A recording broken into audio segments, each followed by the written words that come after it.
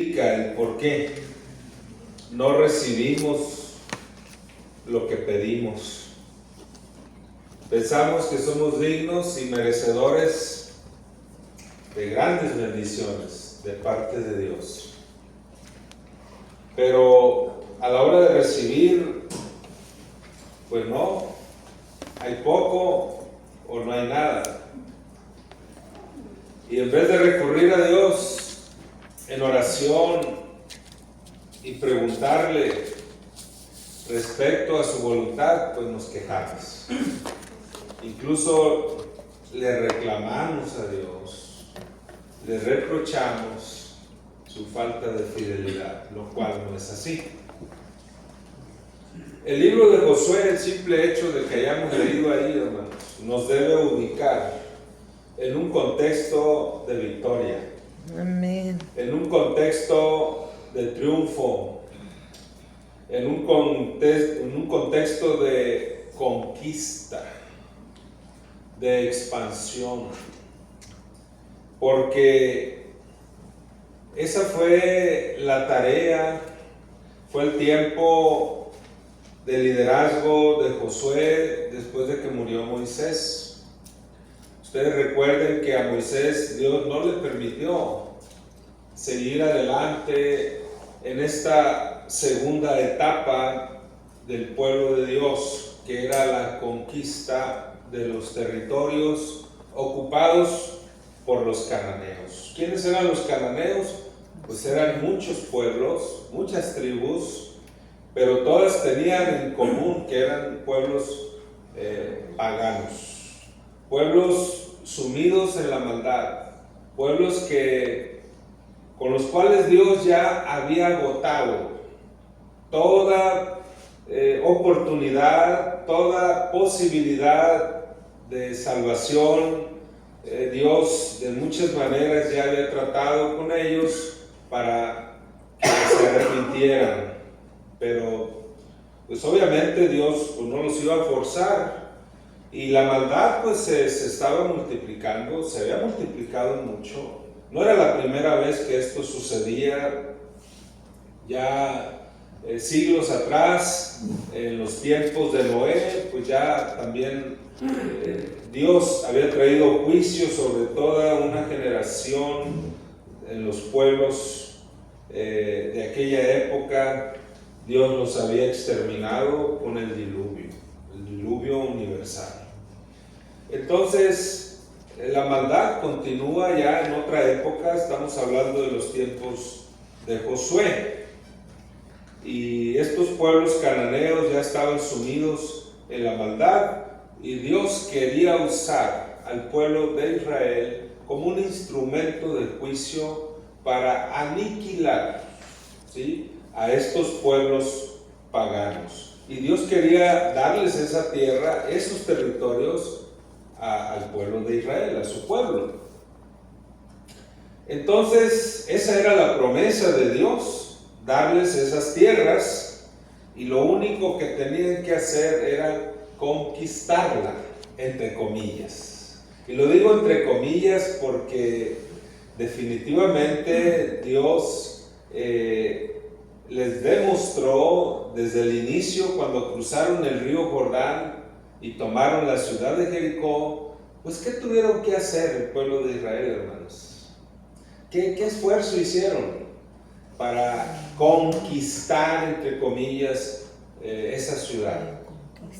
Dios se las entregó así, en charola de plata, como dicen luego, ¿no?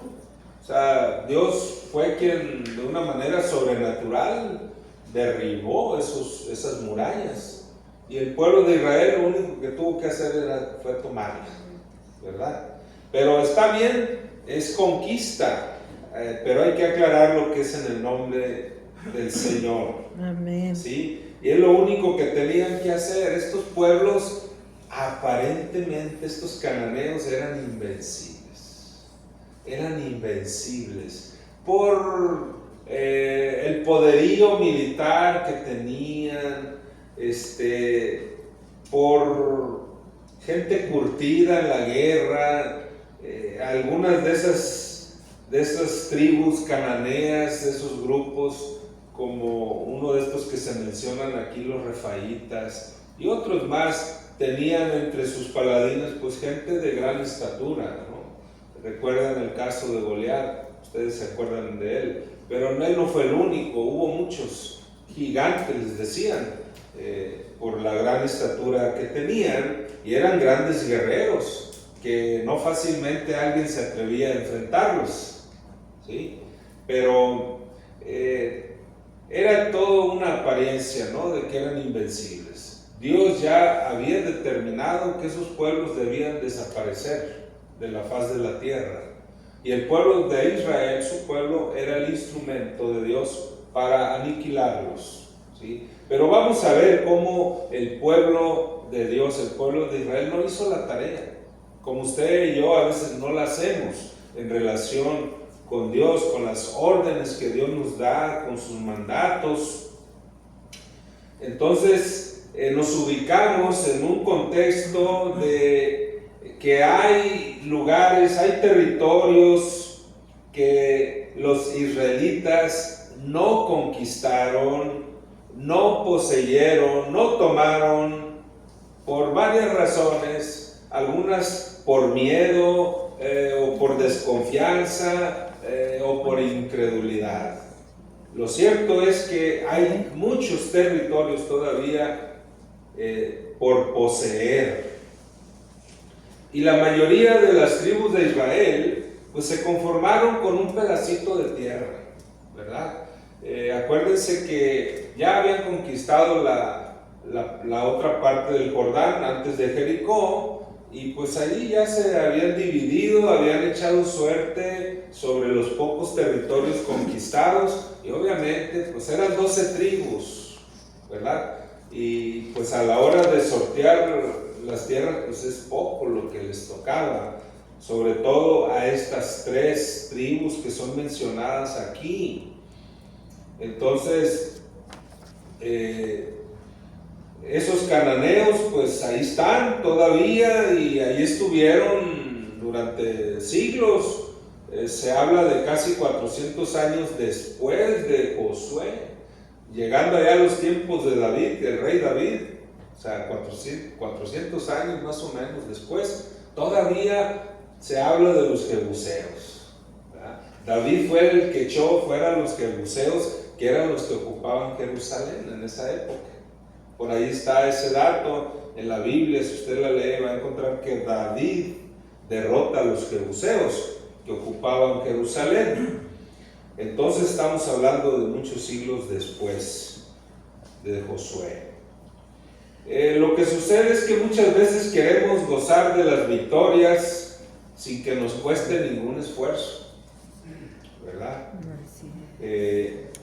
Y lo digo esto por las nuevas generaciones de hoy, o sea, de estos tiempos, que buscan tener grandes resultados, pero con el mínimo esfuerzo o el nulo esfuerzo. O sea, no quieren esforzarse. Lo estoy diciendo por las nuevas generaciones de jóvenes que se caracterizan, entre otras cosas, porque no quieren esforzarse para nada. Les gusta, anhelan, desean disfrutar de muchas cosas buenas, ¿verdad?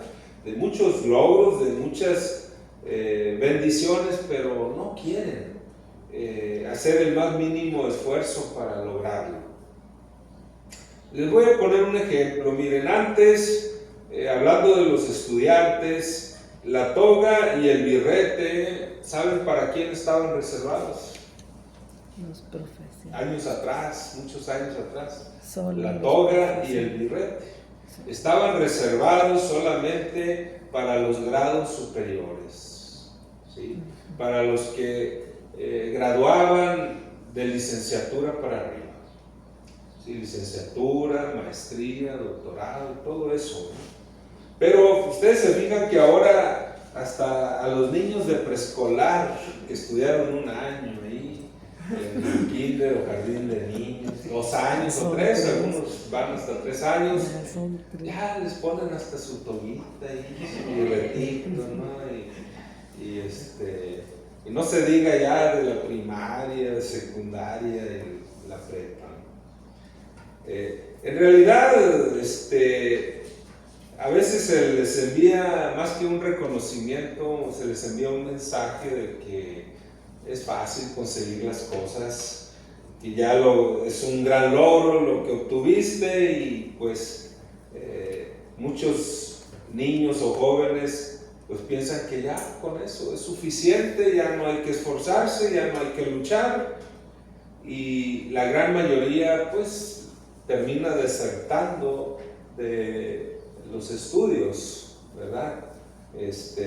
A medida que va subiendo el grado, pues van desertando, porque muchas veces no se quiere pagar el precio, no se quiere hacer el esfuerzo. Y el pueblo de Israel pues ha tomado parte, sí, ha tomado parte de la tierra que Dios prometió a ellos, y la han repartido en sorteo. Y aquí surgió un problema. Todavía está el líder Josué, y se presentan ante él las tribus de Manasés, dice ahí donde leímos, la tribu de José y la tribu de Efraín, y se presentan con un reclamo, ¿verdad? En la mañana pues veíamos en la lección del discipulado que hablábamos de que el discípulo necesita aprender a servir, y veíamos el caso de una madre de familia, la mamá de Jacobo y Juan, que pues le pide a Jesús posiciones importantes para sus hijos, ¿verdad? Como que si nada más fuera así, sí, ahí están las posiciones. Jesús les habló de un precio, ¿verdad? Les habló de la muerte, al hablarles de beber del mismo vaso y bautizarse con el mismo bautismo. Y ellos ignorantemente decían, sí podemos, ¿verdad? Pero no estaban realmente conscientes del precio que había que pagar para ocupar esos lugares. Entonces, estas tribus pues no están satisfechas, no están contentas. De hecho, vienen ante Josué, el líder, pues reclamando, ¿no? Hasta pudiéramos decir que exigiendo un mejor trato, una mejor porción de territorio. Y pues surge la pregunta, pues ¿por qué no recibieron lo que ellos querían? Es decir, aquí entran los que piden mucho y reciben poco, como dije al principio en el título. Y vamos a ver en el pasaje estas tres razones que se mencionan ahí, del por qué en ocasiones pues no recibimos lo que esperamos, ¿verdad? ¿Por qué se pide mucho y se recibe poco? Y hay una enseñanza ahí en esta historia poderosa de la Biblia. Y la primera razón que encontramos ahí es que somos más dados a resistir en vez de persistir. Y esto lo vemos ahí en los versículos 12 al 13, cuando dice que los hijos de Manasés no pudieron arrojar a los de aquellas ciudades, y el cananeo, ¿qué? Persistió en habitar en aquella tierra. Pero cuando los hijos de Israel fueron lo suficientemente fuertes, hicieron tributario al cananeo, mas no lo arrojaron. ¿Quién fue el que persistió aquí? El cananeo. El cananeo. Sí. Y el pueblo de Israel, en vez de persistir, se conformó con resistir. Así que no es lo mismo resistir y persistir. Entonces no recibimos en ocasiones esas grandes bendiciones de Dios por esa razón, por resistir en vez de persistir. Y esto de resistir, hermanos, significa aguantar. Se conformaron con aguantar la presión, ¿sí? Ahí estaban los cananeos haciéndoles la vida difícil, la vida de cuadritos, cuando debían persistir. Pero el que persistió, dice ahí, fueron los cananeos. Y la palabra persistir no solamente es aguantar o soportar o tolerar, sino es avanzar. Esto habla de acción y es lo que le faltó al pueblo de Dios. Esa acción, esos pasos de fe. Entonces, el resultado, como ustedes pueden ver ahí en el versículo 13, pues lo hicieron tributario, dice. Es decir, lo sometieron, mas no lo arrojaron. Tal como era la orden de Dios. ¿Sí? O sea, que los vencieron, entre comillas, a medias, ¿verdad? Pero ese no era la promesa de Dios.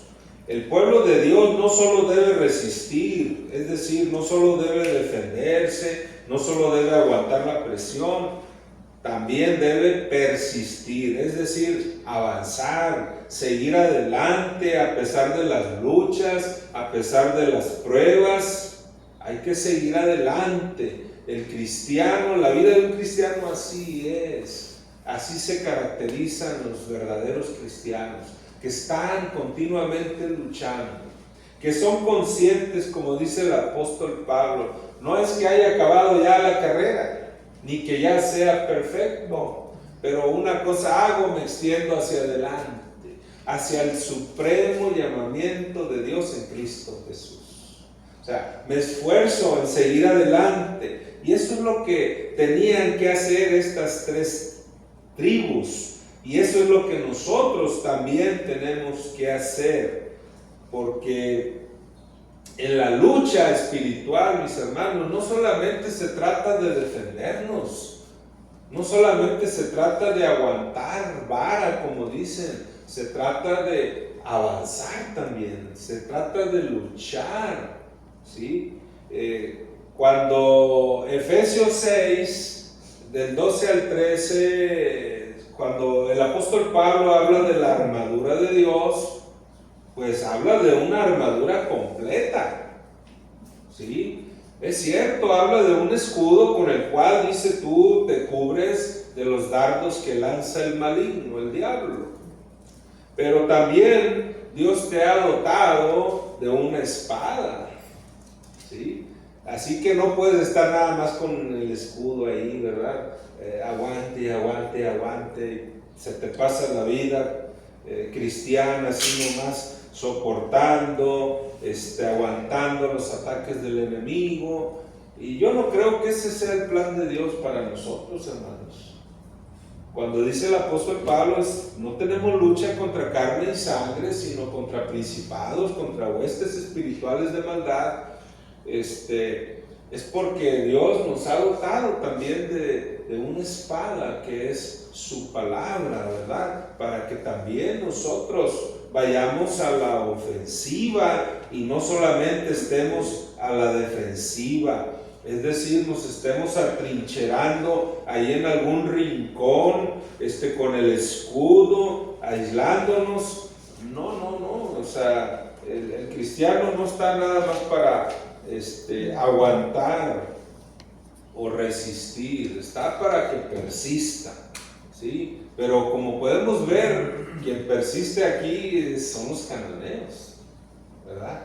Ellos son los que no se dan por vencidos, ya los habían derrotado, pero ellos no se dan por vencidos, siguen luchando. Algo que el pueblo de Dios no estaba haciendo.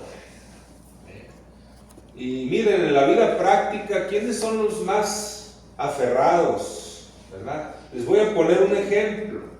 ¿Qué es más probable que un joven o una señorita cristiano o cristiana gane al no creyente, al inconverso, al que no cree en Cristo, al incrédulo? ¿Quién creen que va a ganar a quién? ¿Qué es lo que más han observado ustedes en la vida, hermanos?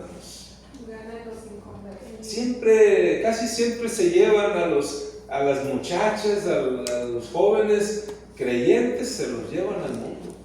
O sea, se supone que los creyentes son los que deben ganarlos, pero no es así.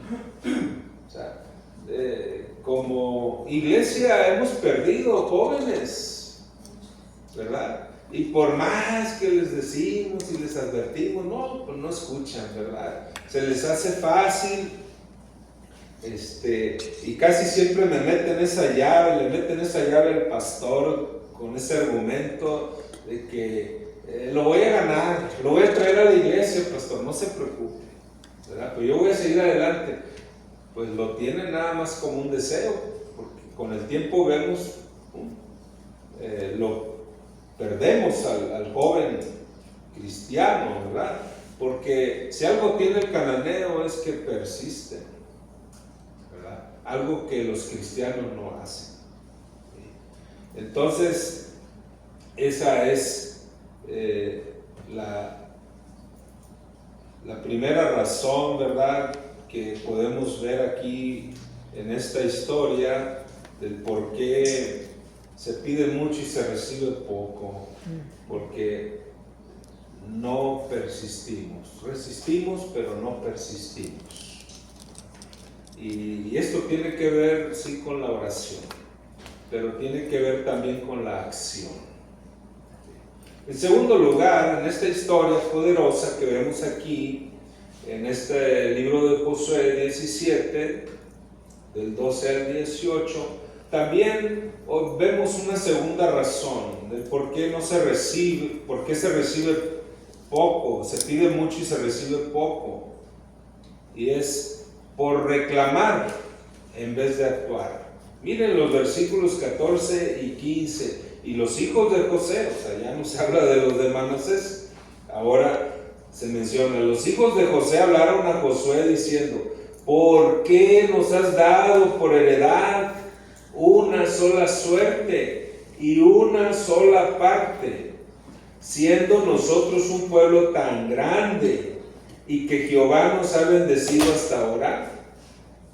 Y Josué les respondió: si sois pueblo tan grande, subid al bosque y haceos desmontes ahí en la tierra de los fereceos y de los refaitas, ya que el monte de Efraín es estrecho para vosotros. Aquí viene la tribu de Josué con un reclamo, ¿verdad?, ante Josué. Ellos se sienten grandes, de hecho son un pueblo grande. Josué les dice: sí, estoy de acuerdo en que ustedes son un pueblo grande, pero es incongruente sentirse grande y querer realizar tareas pequeñas. Si se hacen tareas pequeñas, los resultados son ¿qué? Pues también pequeños, ¿sí? Y ellos están argumentando que son un pueblo muy grande, ¿sí?, pero que han recibido una pequeña porción del territorio. Están reclamando, se puede decir que hasta están molestos, pues. Pero, repito, es una incongruencia, ¿sí? Es como el día de hoy quienes reclaman o piden a Dios grandes bendiciones, quieren bendiciones mayores, no están conformes como están, no están satisfechos y le dicen a Dios: Señor, creo que yo merezco algo mejor que esto, algo mejor y algo mayor. Pues sí, pero Dios nos dice: realmente no estás listo tú para recibirlo, ¿sí? Porque tu mentalidad y tu actitud espiritual es de pequeñez, no es de fe, no es de confianza en Dios, que es poderoso para darnos, dice el apóstol Pablo, para darnos muchas cosas más abundantemente, dice, más abundantemente de lo que pedimos o entendemos.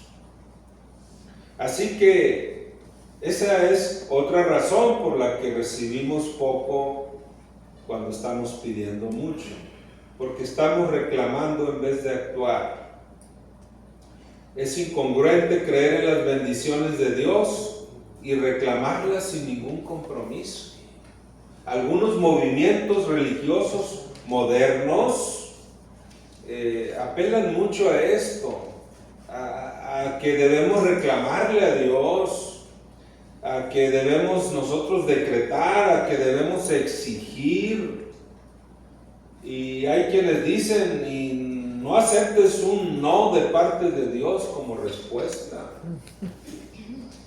¿Cómo está eso? ¿Qué no se supone que Dios es soberano? ¿Sí? Pero a veces le dicen al enfermo o al que está pasando por alguna necesidad, tú pídele a Dios y no aceptes un no por respuesta. A ver, pues entonces, ¿qué no se supone que Dios es soberano? Y si Él quiere, puede sanarme o no. Y si Él quiere, puede proveerme lo que necesito o no. ¿En qué momento me quiero igualar a Dios y pasar por encima de su soberanía? Así que es incongruente creer en las bendiciones de Dios y reclamarlas sin ningún compromiso. Siempre hay compromiso, hermanos, en relación con Dios. La relación con Dios es una relación basada en el compromiso. No es de nada más estirar la mano y exigir, y Dios está obligado a darme lo que le pido. Las bendiciones de Dios está bien, son para los que las reclaman, pero también para los que están dispuestos a comprometerse con Dios. ¿Recuerdan la historia ya en Génesis 32, Génesis 32, cuando Jacob lucha con el ángel de Jehová? ¿Verdad? Hay una lucha ahí de por medio. Ahí sí, ¿verdad? Él le pide, él exige a Dios bendición. ¿Sí? Y lucha, dice ahí, con Dios, lucha con el Señor. ¿Y cuál fue el resultado? Dios lo bendijo. Pero a partir de ahí la vida de Jacob ya no fue la misma. ¿Sí? Porque Dios, ¿qué hizo? Ya no te llamarás Jacob, ahora te llamarás Israel. Y hay mucha diferencia entre Jacob e Israel. ¿Sí? Ya no serás Jacob, que significa ¿qué? Engañador. Suplantador, engañador y todo eso. Ahora serás Israel, que significa el que lucha con Dios y vence. Amén. Hay un cambio, mis hermanos, en el carácter de la persona. O sea, ya no vuelve a ser la misma, pues. Se compromete uno más con Dios. Y si ustedes ven esa historia ya en Génesis 32, de ahí en adelante la vida de Jacob ya no volvió a ser la misma. Ya no volvió a ser la misma. Fue un hombre que se comprometió más con el Señor. Pero estas tribus, la de Manasés, la de José y la de Efraín, tenían ese problema. ¿Sí? No estaban comprometidos con los planes de Dios. Y por lo mismo, pues, hay carencias, ¿verdad? Hay insatisfacción, hay molestia, hay irritación, hay reclamo. Pero la respuesta de Josué en el nombre de Dios, porque creo que les habló en el nombre de Dios, pues les dice, pues deben de actuar ustedes, en vez de reclamar, deben actuar. ¿Sí? Por eso les dice ahí, suban al monte, al bosque, hagan desmonte, ocupen la tierra, ya Dios la prometió, pero sé que hay un problema ahí porque están los fereceos, dice, están los refaítas, eran pueblos cananeos muy poderosos, pero había que echarlos, ¿verdad? Y es ahí donde pues no querían, ¿verdad? Querían muchos resultados con el mínimo esfuerzo o el nulo esfuerzo. Así que en vez de reclamar, mis hermanos, hay que actuar. ¿Sí? Usted ni yo somos nadie para reclamarle a Dios. Como dice por ahí en cierta parte de la Biblia, ¿acaso la vasija de barro le puede decir al alfarero? ¿Le puede reclamar? ¿Por qué me hiciste un jarro o un plato o un vaso? O sea, puede reclamarle la vasija al alfarero, al artesano que la hizo. Pues es lo mismo, hermanos. No se nos olvide que somos polvo, ¿verdad? Y nuestro Dios es grande, ¿sí? Y ciertamente Él está dispuesto a bendecirnos, pero Él también quiere ver el compromiso de nosotros con sus planes de Él. En tercer y último lugar, vemos por qué no se recibe lo que se pide o lo que se espera, o se pide mucho y se recibe poco. Lo vemos ahí en los versículos 16 al 18 de Josué capítulo 17. Por temer en vez de depender. Miren cómo el pueblo, estas tres tribus tienen miedo, ¿verdad? Versículo 16 al 18. Y los hijos de José, miren lo que dijeron: no nos bastará a nosotros este monte y todos los cananeos que habitan la tierra de la llanura tienen carros errados. Los que están en Betseán y en sus aldeas y los que están en el valle de Jezreel. Entonces Josué respondió a la casa de José, a Efraín y a Manasés diciendo: tú eres gran pueblo y tienes grande poder, no tendrás una sola parte, sino que aquel monte será tuyo, pues aunque es bosque, tú lo desmontarás y lo poseerás hasta sus límites más lejanos, porque tú arrojarás al cananeo, aunque ¿qué? Aunque tenga carros errados y aunque sea fuerte. No tengas temor, no tengas miedo. Así que por temer en vez de depender, tienen poco, ¿sí? Y miren, no se trata tampoco de huir de la realidad. Esta es la realidad, la que ellos están diciendo es cierto. Esos territorios están enmontados. Esos territorios están ocupados por gente mala y peligrosa, ¿sí? Pero miren, mucho antes, en los tiempos de Moisés, ¿qué le dijo Dios a Moisés en Deuteronomio 21? Búsquenlo. Vamos a ir hacia atrás para que recuerden esa promesa que ya se les había olvidado a estas tres tribus. Deuteronomio 21. Cuando salgas a la guerra contra tus enemigos, si vieres caballos y carros y un pueblo más grande que tú, no tengas temor de ellos, porque Jehová tu Dios está contigo, el cual te sacó de tierra de Egipto. Se fijan, todavía ni ocupaban ni entraban a la tierra prometida. Ya Dios les estaba anticipando su bendición, su acompañamiento, su victoria. ¿Sí? Acuérdense, cuando vayan a la guerra contra tus enemigos, dice, si vieres caballos y carros y un pueblo más grande que tú, no tengas ¿qué? Temor No tengas de temor. ellos. No tengas miedo, porque Jehová tu Dios Está está contigo. contigo, Ay, el cual te sacó de la tierra de Egipto. amén. Pero miren, pasaron unos cuantos años, ¿verdad? Porque más adelante pues ya Moisés se muere, ¿verdad?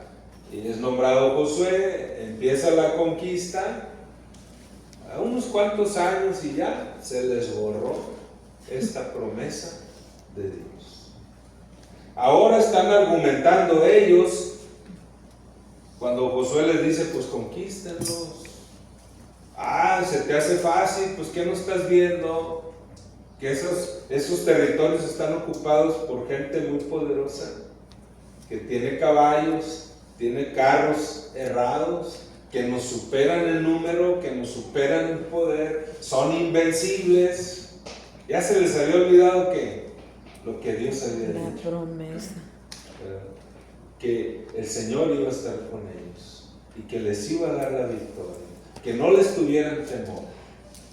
Pero así nos pasa en muchas ocasiones, nos olvidamos de las promesas del Señor. La victoria se consigue, mis hermanos, cuando vemos al Señor y no las circunstancias. Esas eran las circunstancias reales, es verdad, ¿sí?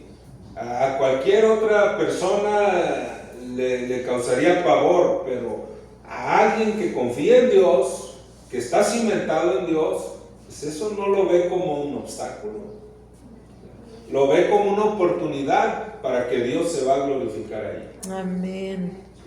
Dios se va a glorificar. Amén. Y era lo que Dios esperaba de parte de estas tribus. Denle para adelante, sigan avanzando, sigan adelante, pero están viendo obstáculos, ¿verdad? Y cuando tú te concentras, te enfocas más en las circunstancias y no ves a Dios, no ves sus promesas, no escuchas su palabra, pues vas a estar así, pidiendo mucho y recibiendo poco o nada. ¿Eso es lo que quieres? Yo te pregunto. Josué le dice a estas tribus: son grandes ustedes, pero la grandeza y el poder no provienen de nuestra fuerza. Amén. Y de nuestra habilidad. Amén. Sino del Espíritu de Dios, de la presencia de Dios en nosotros. Amén. Amén. Esto no es con espada ni con ejército, Amén. sino con el Espíritu de Dios. Amén. Y muchos siglos después se lo dijo el Señor a la iglesia naciente en Hechos 1:8: y recibiréis poder cuando haya venido sobre vosotros el Espíritu Santo, y me seréis testigos. Porque es el Espíritu Santo el que abre puertas, el que da la fortaleza, el que da la victoria, mis hermanos. Amén. No somos nosotros, tristes vasijas de barro, frágiles. Jeremías capítulo 20, 10 al 12, Jeremías clama a ese Dios, hermanos, en un momento de mucha crisis espiritual en su vida. El Señor me llevó a este pasaje para recordarles, ¿verdad?, cómo lo mejor que podemos hacer es clamar al Señor. Jeremías 20, 10 al 12. Jeremías está en una situación muy complicada en su vida, hermanos, como profeta del Señor. Porque miren lo que él dice ahí: porque oí la murmuración de muchos, temor de todas partes. Denunciémosle. Todos mis amigos miraban si claudicaría.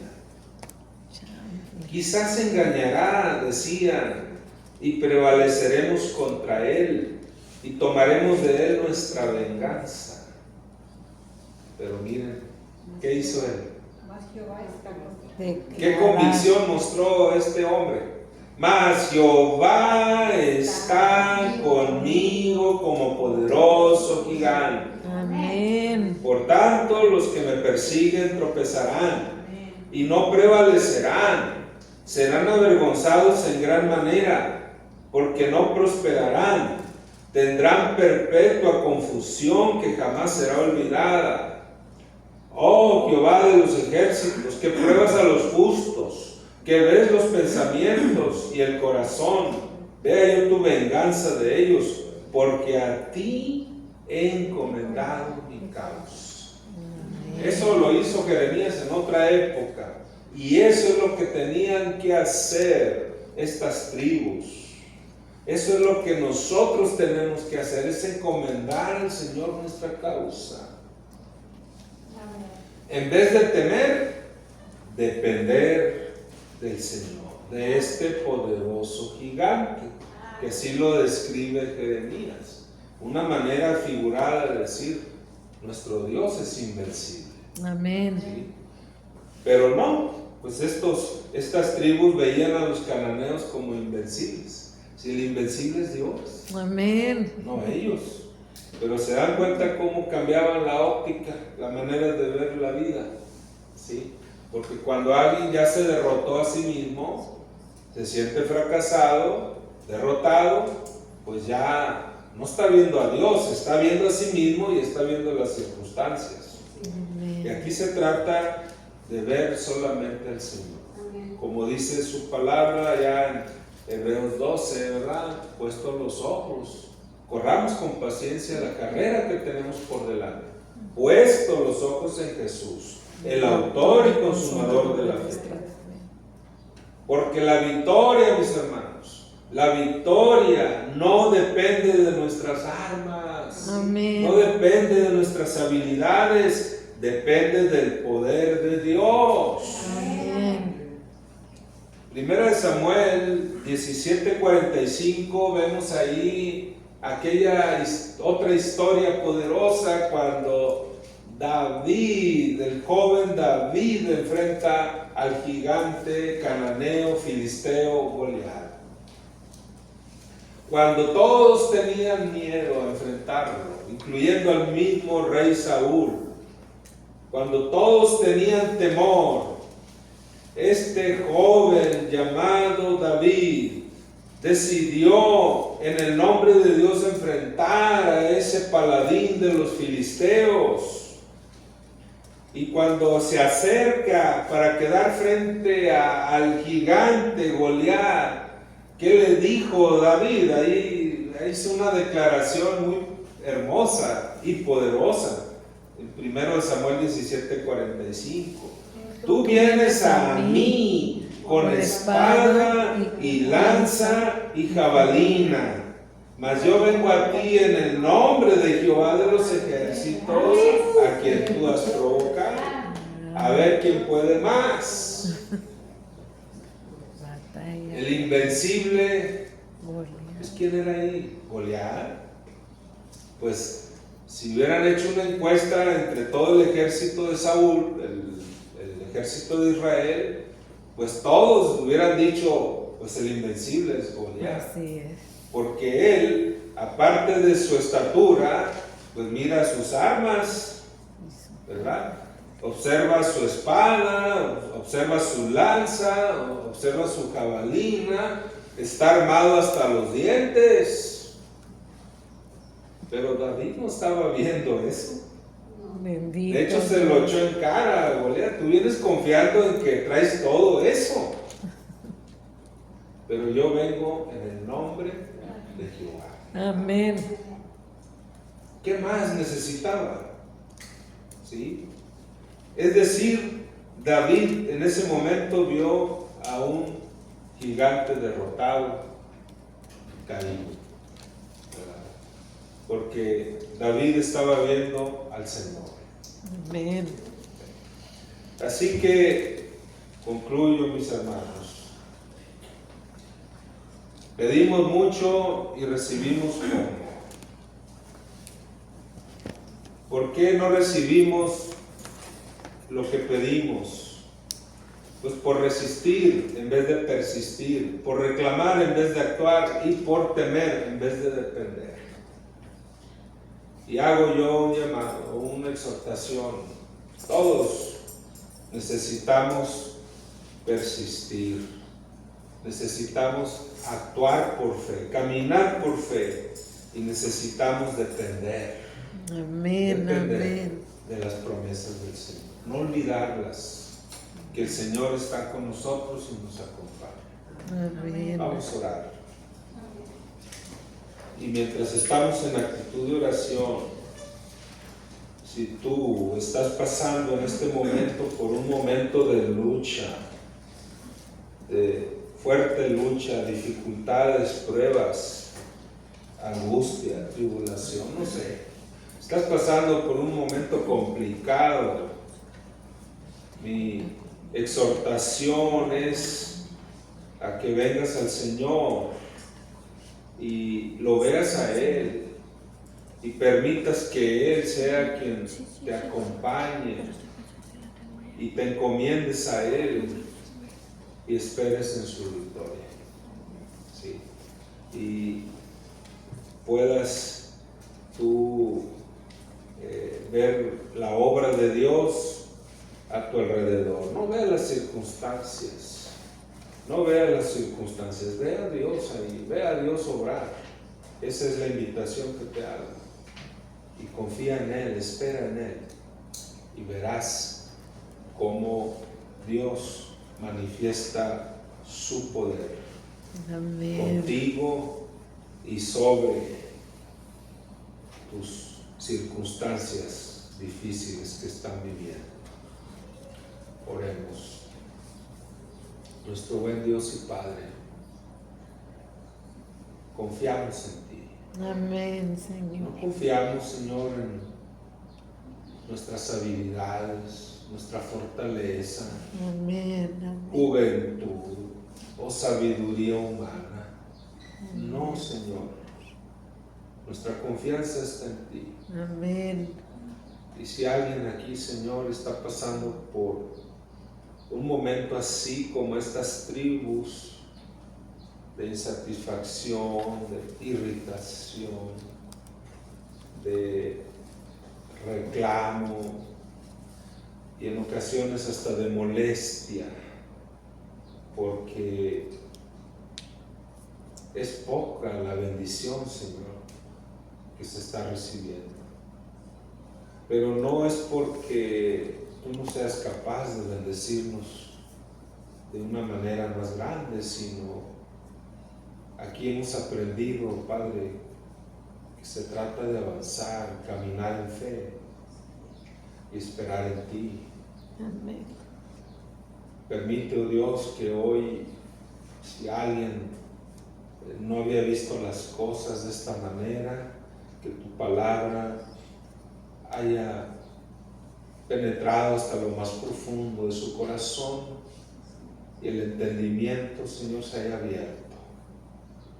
Y a partir de ahora, caminar, Señor, no replegarse, no estar nada más aguantando o resistiendo, sino avanzando también.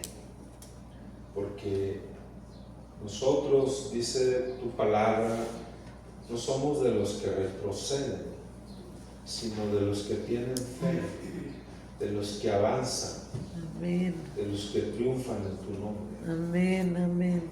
Mi Dios, concédenos esa bendición, esa victoria sobre ese conflicto familiar, matrimonial, sobre esa necesidad económica, sobre esa situación, esa carencia de salud, cualquier situación o circunstancia, mi Dios, que nos da para abajo. Hoy hemos aprendido, mi Dios, que en tu nombre podemos vencer. Amén. Porque tú estás con nosotros como poderoso gigante. Amén. En el nombre de Jesús, que sobre todo nombre, oramos. Amén. Amén.